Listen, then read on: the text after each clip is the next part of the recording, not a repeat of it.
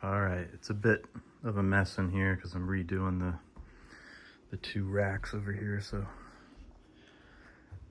bunch of wires and shit everywhere. None of the cables are cleaned up, but let me go over how my brother and I set up our references. So he plays drums, so we're typically tracking some really sharp, loud transients, and we like getting the color from the desk and the outboard gear and pushing that stuff hard and clipping there, but we do not like clipping our interface. So we've got this task cam down here, and that's our A to D. It's 32 in, 32 out, so that's how we get in and out of Pro Tools. And what we did is there's dip switches on the back of that, and it sets the reference level for both input and output. I wish they had it separated so I can have different values, but right now we have it at its highest setting, which is like plus 22, plus 24. For tracking, it's awesome. It means that like we can never clip going in to the A to D.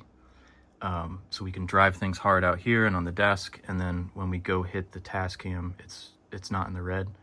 So tracking, that's great. Going the other way when you're ready to do a mix, it kind of sucks because all your levels in Pro Tools are essentially way too hot because this thing is going to add so much clean gain to sort of undo that reference.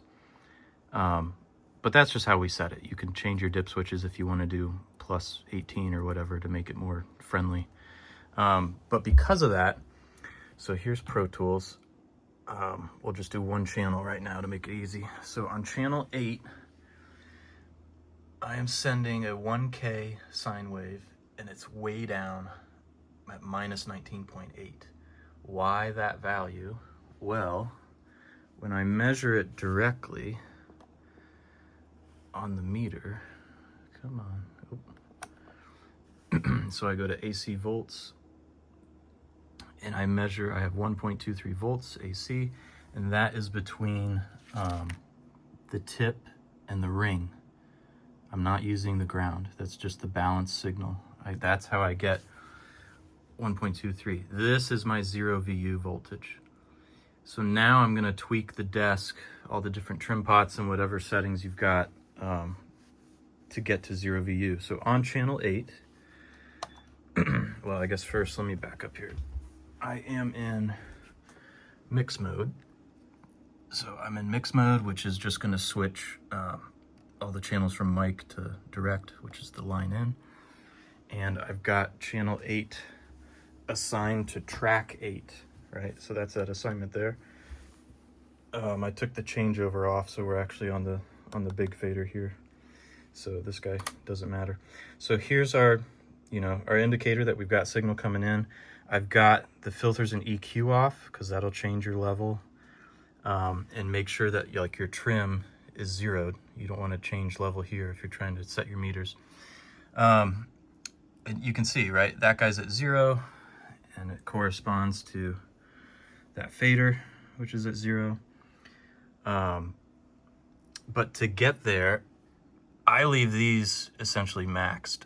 I don't really touch the track volumes up here. They're also really touch sensitive. Like I just don't like fucking with them.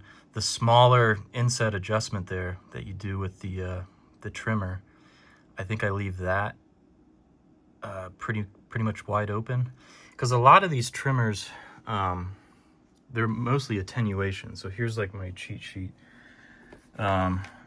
These are trimmers that are on the channel itself, and you can see like there's a line input trim, and it lets you go from 0 to -4.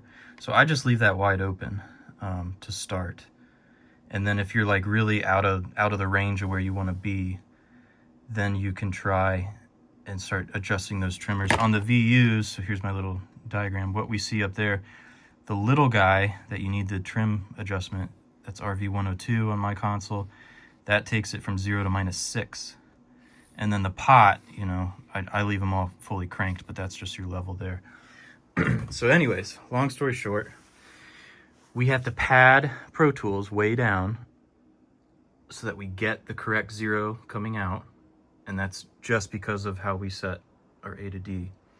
But that is 0 on the fader, that is 0 on the VU, and that, so we call them pumpkins. That's the output of the console, the track outs. It's because that orange toroidal Neve transformer looks like a pumpkin. So pumpkin 8 normals into the MCI, which is the tape machine. So now if I swing over here, the MCI, we look at channel 8, it's right on at 0. And that's just the machine being in input mode. So from the tape machine, it will come back to the patch bay and it will normal in to the Tascam. So that is sort of the full loop of coming out of Pro Tools at quote unquote 0, hitting the desk at 0, hitting the tape machine at 0, and going back into Pro Tools. So yeah, hope that helps. Really, it's all kind of wherever you want to set things here with the trim pots and whatever. But this is what you need to make sure you have going into it. And that can be different depending on where you set your A to D reference over there. So yeah, that's it.